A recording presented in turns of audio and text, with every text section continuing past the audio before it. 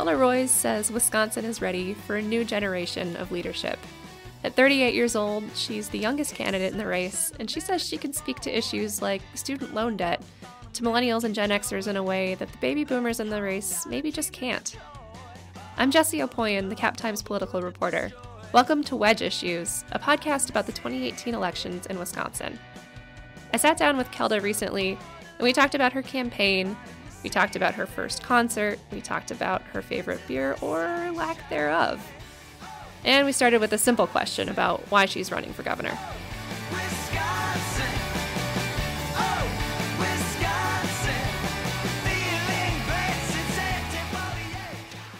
I'm running for governor because I want Wisconsin to be a place of opportunity and fairness again. I want our state to be the best place to raise a family and the best place to grow a business. Voters are tasked with a sort of a challenge, Democratic primary voters at this point. How are they supposed to tell all of you apart and figure out this is the candidate that I want to vote for? Well, if they are interested in who has the cutest baby, I think the choice is clear. It is me. But what I hear as I travel around the state is people are ready for a new generation of leadership. Right? We want someone who actually is going to address the economic concerns of the Generation X voters and millennial voters that don't show up to vote as often as the baby boomers do.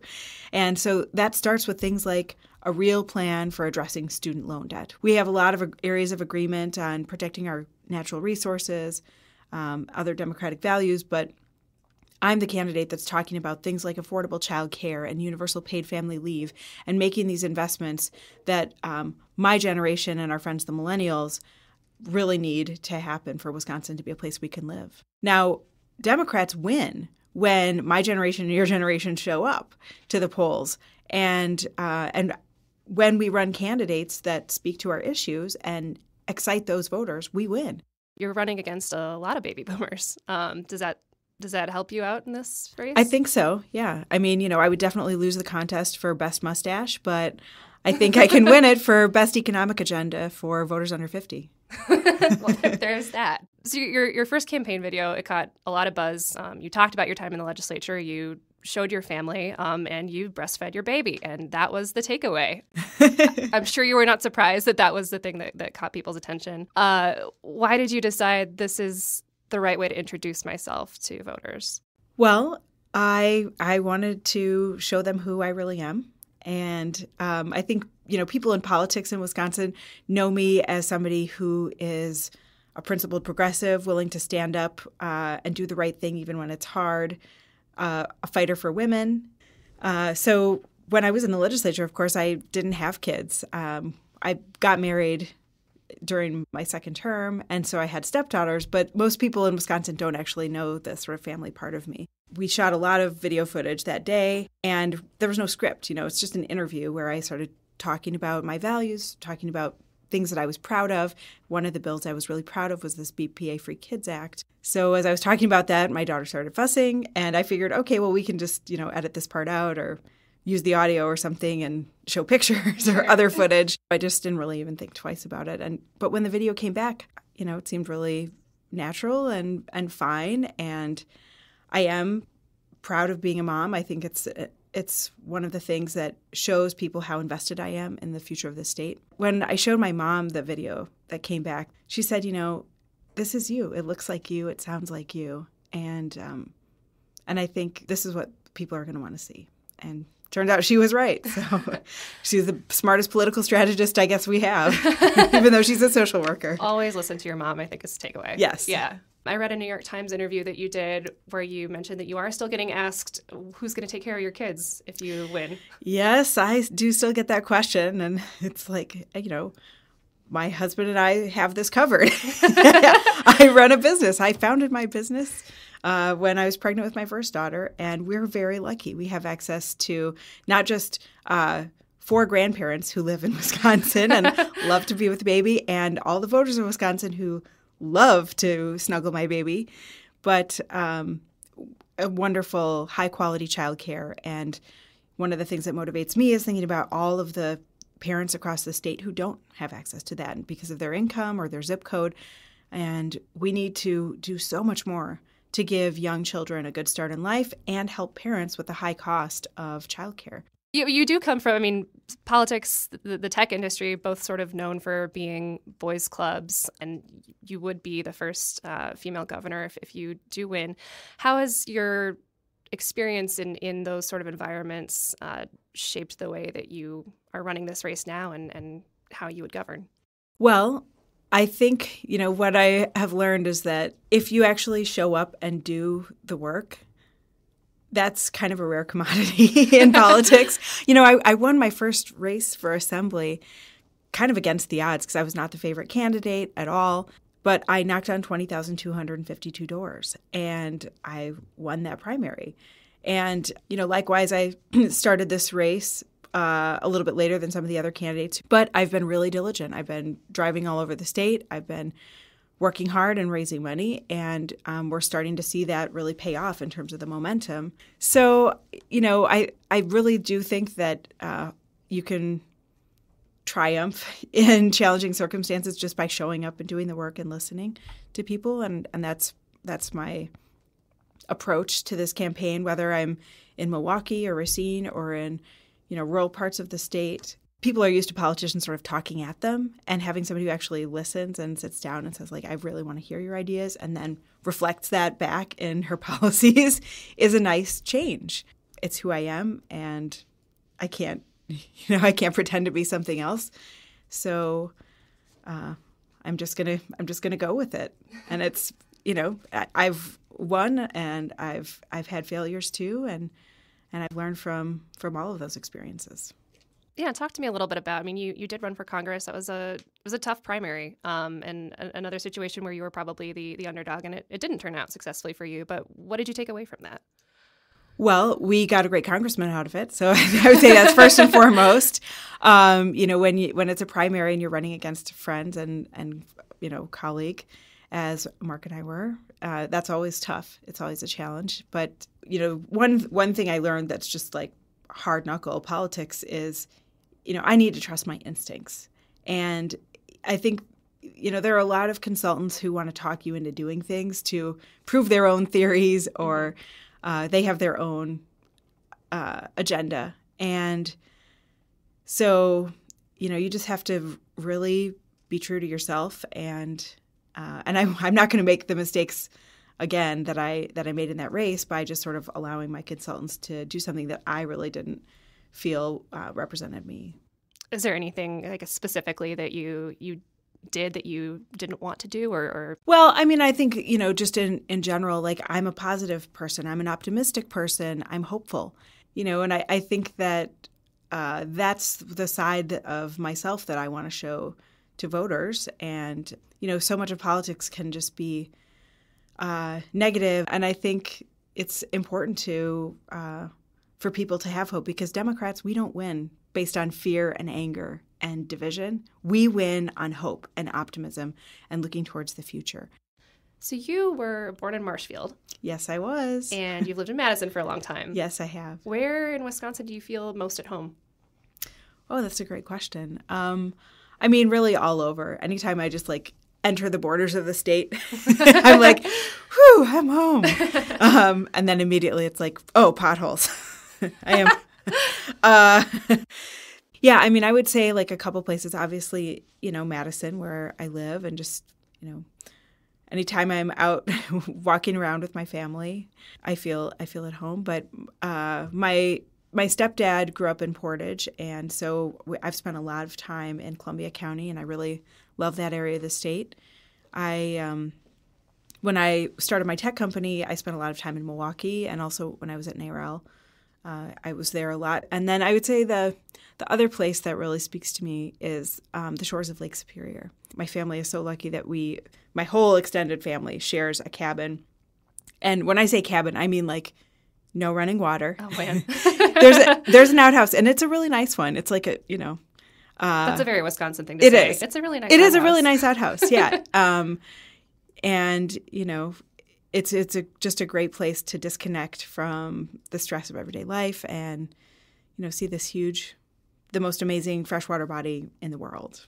And that's what makes Wisconsin special. Give me say you're elected governor, what are your top 5 Scott Walker policies that you would seek to undo? Well, first of all, the defunding of public education. We have got to restore Wisconsin as a place that has great public education. And that means K-12, but it also means reinvesting in higher ed because more and more it's difficult for people to sustain themselves if they don't have some post-high school education. So making our 2-year technical colleges free and helping ensure that everyone can afford a 4-year college and beyond if that's what they want to do, and reinvesting in early childhood education. Second, I think we have to address healthcare. It's holding our economy back, and I say that as a small business owner who knows how important it is to actually provide your employees with good health care. And, there are a lot of people who can't retire because they're going to lose their health care or can't take the risk that I was able to do and start a business. So we need to guarantee health care coverage for all in this state. Third, I would say we've got to do some real work on our infrastructure. We have so much deferred maintenance on our roads. And, as I travel around, I feel it on my car. But there's also the railways that have a lot of monetary needs for repairs and things, and passenger and freight that should have been paid for by the federal government. And I certainly will aggressively go after money to try to get high-speed rail connectivity between Madison and Milwaukee and the Twin Cities and Chicago. But we also need to look at other types of infrastructure like broadband connectivity and wireless. Wisconsin has so much going for it, and we can be a leader. We can be a place where young families want to move, where educated people want to come to, not move out of.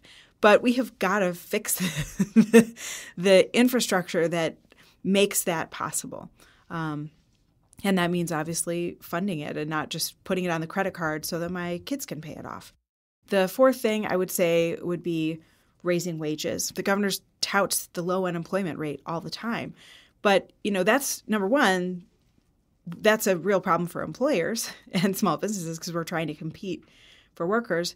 But if people are working 2, 3, 4 jobs to make ends meet because they're earning minimum wage, it's so far from a living wage, no matter where you are in this state, you can't live on $7.25 an hour. That's crazy. And then the last thing I would say is our natural resources. Wisconsin was a leader in natural resources. We had one of the premier agencies in the country, the DNR. We are the name Wisconsin. The word Wisconsin literally means the place of gathering waters, and we're bordered. All of our 3 best borders are water borders. I won't talk about the flat one on the bottom. But over the last 8 years, we've seen just tremendous environmental degradation. We've seen huge pollution of our rivers and streams from industrial farming, letting polluters write their own permits, and then groundwater pollution. When you turn on the water anywhere in the state, you should be able to drink what comes out. And in too many places, you can't. I should say this also goes for lead pipes in Milwaukee and other places. That's part of our infrastructure that needs to be repaired, too. So when I'm governor, we are going to enforce our environmental laws. The DNR is going to be an evidence-based, science-based agency that is independently run, free from political interference. And we're going to put people on the DNR board who actually care about managing natural resources, whether it's making sure that you can eat the deer that you kill because it doesn't have CWD, or making sure that we're not selling off our public lands so people have no place to hunt and fish. Can you name something that you think Governor Walker has done well while in office? Sure. I think it's good that the governor has started to use the trauma-informed care lens when, particularly the Department of Children and Families. I think that's really important, evidence-based approach, but we should be doing a lot more on that. I mean, I think in the juvenile justice context alone, we see how, that anything having to do with restorative justice or even the idea that juvenile justice, the purpose is really to help these young kids get back into a path where they can return to society and get an education, et cetera. And that's just kind of been left by the wayside. You may not have more to add. Well, you're a I politician. always do, Jessie. Of course you have more to add. You cannot shut me up. I wanted to give you the chance to, I asked you top 5 policies you would undo, and then I was going to ask, top 5 that you would add. You talked about some things that you would add, but are there other things that you would like to mention on that note? Well, yeah, I mean, I do think student debt reform, as I mentioned, we've got $24 billion that borrowers in this state owe. And a lot of folks are paying really high interest rates. Like, you can refinance a car. You can refinance a home mortgage. Like, you can even refinance a credit card. You just call the company. You should absolutely be able to refinance student debt, and it should be at the lowest available rate. And then I think universal paid family leave. We should follow the lead that other states like Washington and New York have done that have basically universal coverage. It's works like an insurance program, and it's not just for new parents or adoptive parents. It's also, for instance, if you have a parent who gets sick or a spouse who is dying or you get sick, that you would be able to take 12 weeks of paid leave and not worry like, I'm going to lose my apartment because of it.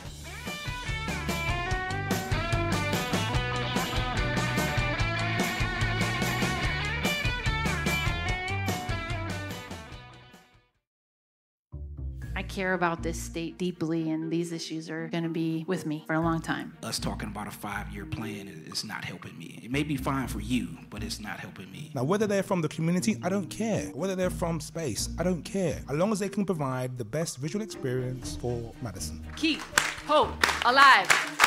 Keep hope alive. These are Cap Times Talks, smart conversations about big topics in Madison.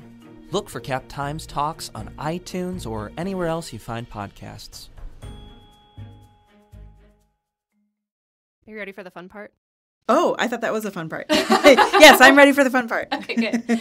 Now we do a lightning round. I hope this is an easy one to start with. Favorite Wisconsin beer? Oh my God, Jessie, you might have just ruined my campaign. So here's the thing. There is a raspberry beer that Nuclearis makes that my sister got for me that I do like, but I am not a big fan of beer. I'm sorry. I know, but I love old fashions. Well, it's got to be something, right? Yes. Okay. Well, then in that case, how do you order your old fashioned? I actually sometimes like it with ginger beer, but normally I just take a Korbel brandy old fashioned, sometimes sweet and sometimes not. Okay.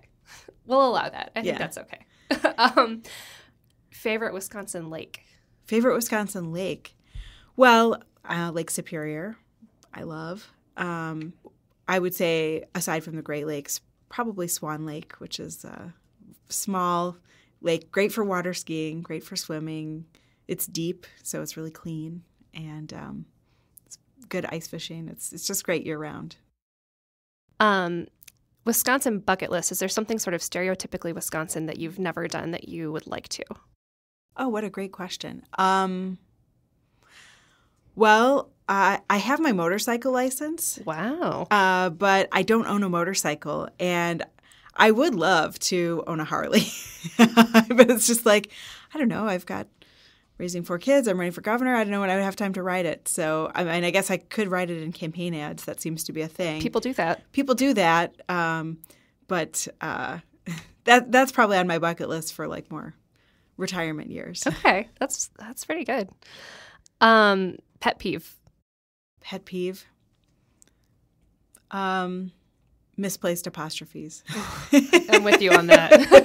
It's the worst. It's the worst. It's like when I see signs, I just want to like pull out a little pen and just be like, I'm just going to take care of this for you.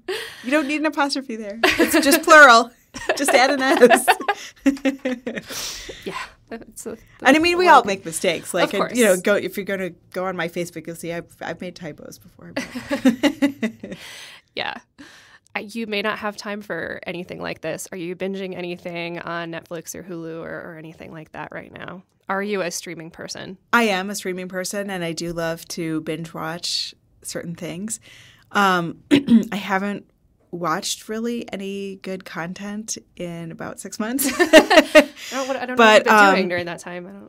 I have to say, I recently did watch a movie, though, with my husband. I fell asleep for part of it, but I watched most of it. I watched Lady Bird. Oh. I haven't seen that yet. Yeah, and it was really good. It's like one of those movies that's just like gives you that like painful nostalgia feeling of like, oh gosh, I remember how hard adolescence was. I don't want to go back. No, I don't want to watch that. No, it was a good movie. That sounds like it. Best concert you've attended? Oh my gosh, so many great ones. Well, I just went to see Robbie Fulks in Kiki's Basement. That is such a great venue. It's such a great venue. And Robbie, my husband and I have seen Robbie there, I don't know, half a dozen times. And he actually once at the high noon like wrote a little song about me, which was maybe like the highlight of my political career ever. Even if I become governor, it's like the coolest thing. Yeah. What was it?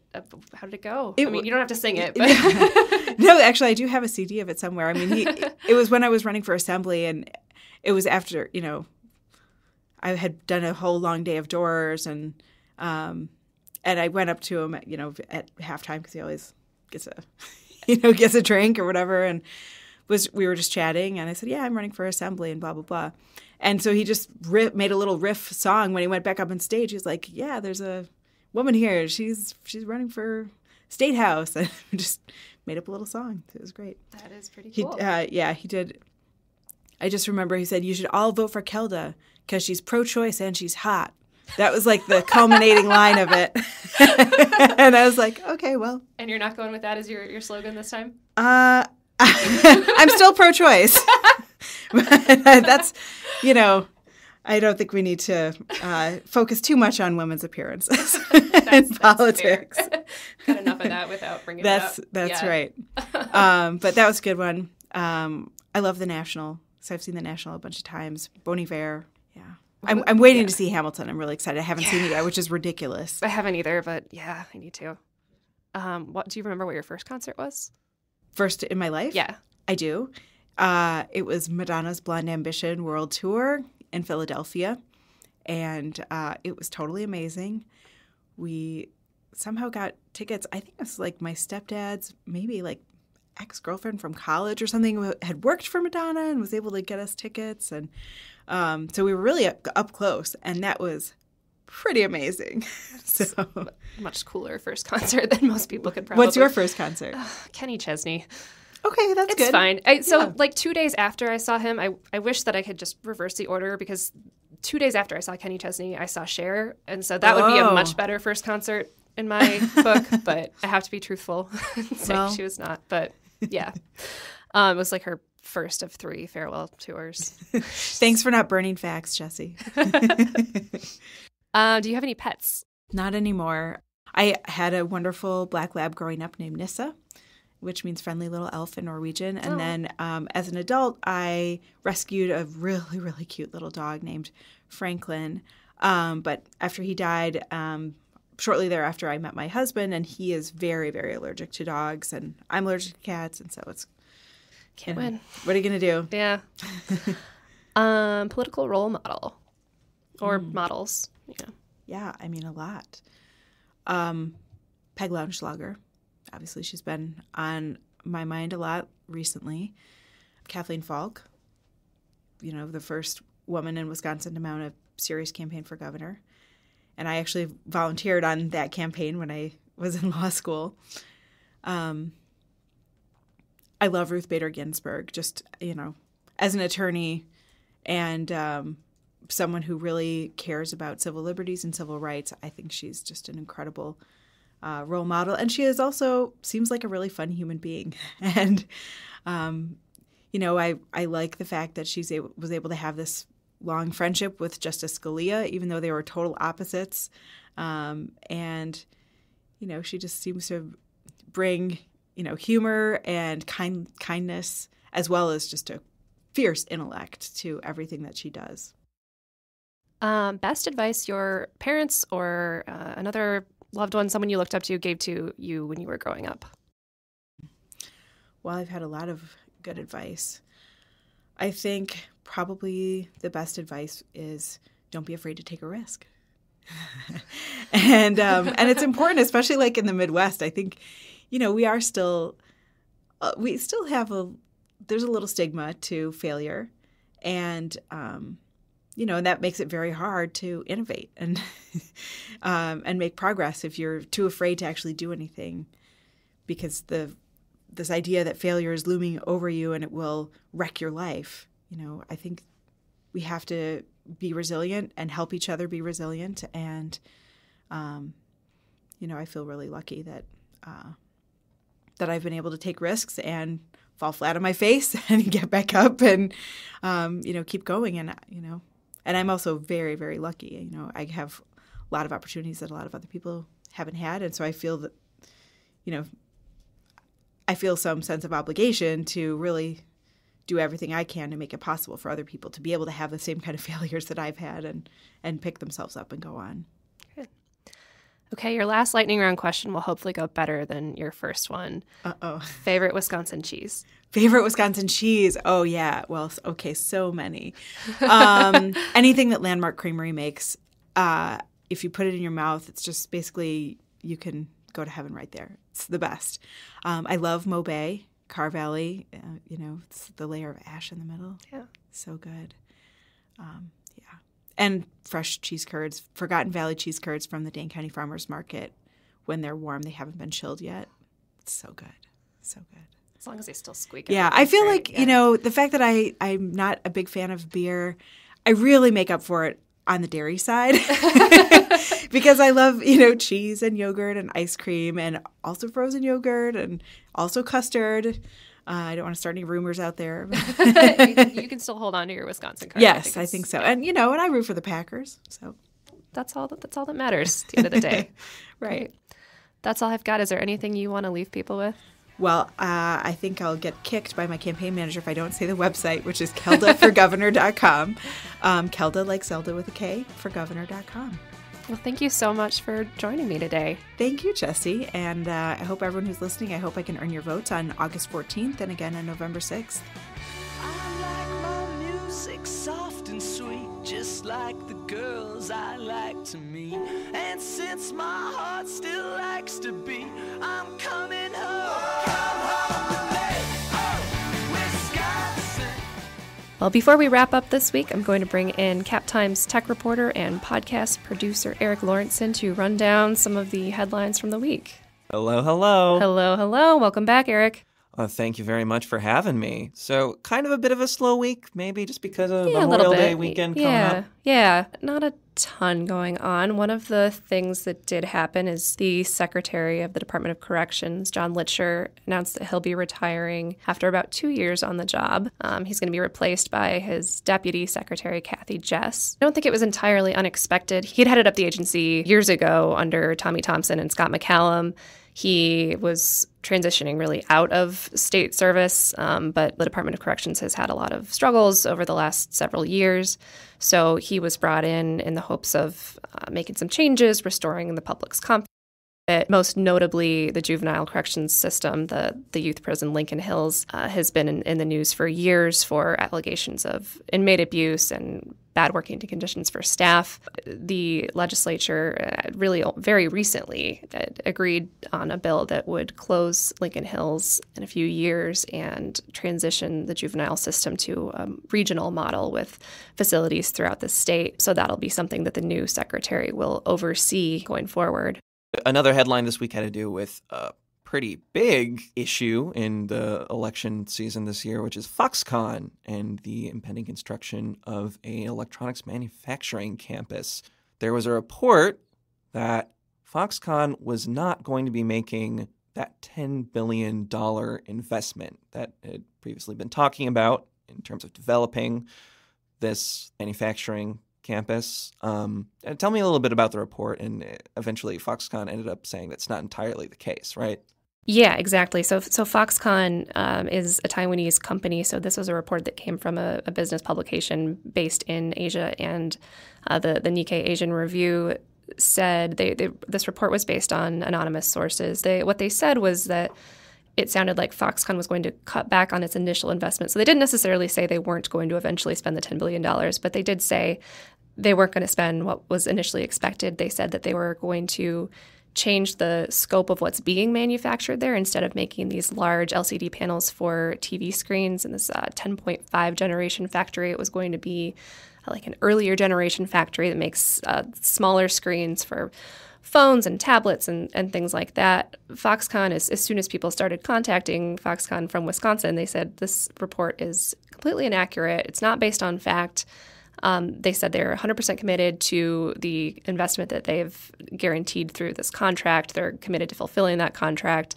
Basically refuted the entire report, and that report was changed a little bit. So by their account, things are on track to move forward here in Wisconsin.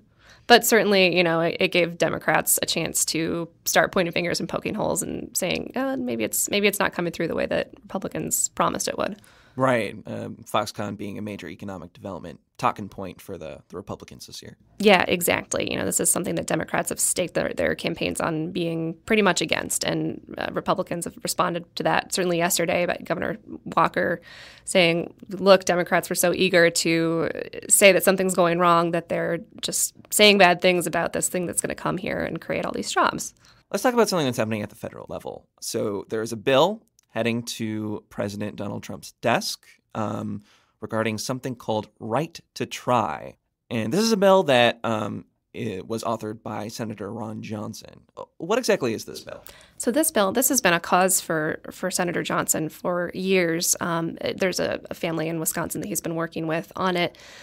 What the bill does is say if you are terminally ill and you're running out of options, you can try an experimental treatment that has not been approved by the FDA. Naturally, there are people in the scientific and medical communities who have some qualms with that. But, it has been passing more states than not. Wisconsin actually passed a version of this recently. Governor Walker signed it into law.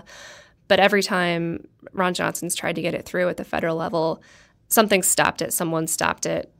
He got it through this week, and President Trump is absolutely expected to sign it. He's been a huge supporter of it. He talked about it in his State of the Union address. This is something that, it's an opportunity, certainly, for Republicans to say, we know you're frustrated that Washington isn't getting something done, but look, here's something that our very own senator here accomplished. And before we wrap up, there's a story that's really just emerging now that people are going to be talking about. Don't know how it's going to play into politics yet, which is certainly our focus here, but huge Wisconsin story and huge national story to talk about. The Milwaukee Bucks player Sterling Brown was tased by Milwaukee police. The video of this was released this week to a huge uproar. This is making waves really throughout the country. It's going to reignite conversations about race relations and police-community relations. The mayor of Milwaukee, Tom Barrett, has said this is disturbing. It offends him. The officers involved are being disciplined. And so far, we're hearing some Milwaukee state lawmakers weigh in on this, certainly very critical of the police actions, and also talking about the fact that this is being highlighted because it's a Milwaukee Bucks player, but this is certainly an issue for people who aren't famous and don't have that platform too. I expect we'll hear more about this on the campaign trail as folks try to talk about, how do we improve trust in communities and how do we improve relations like this? Yeah, I'm curious what some of those reactions are going to be like. It's been a story that's been all over my social media feeds. I think this really crosses the genres. Well, thank you so much for having me in to chat a little bit about the news of the week. Thanks for joining me, Eric. Bye. Bye.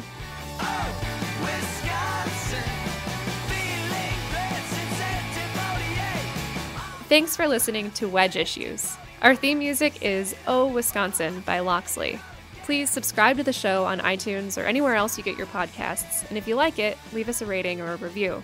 Please reach out if you have any thoughts, suggestions for future episodes, or any feedback on the ones that you've heard so far. I'm on Twitter at Jessie Opie, JessieOpie, or you can email me at jopoien@madison.com. We'll be coming out with new episodes each week, so join us next week when I sit down and talk with Madison Mayor Paul Soglin. We'll see you then.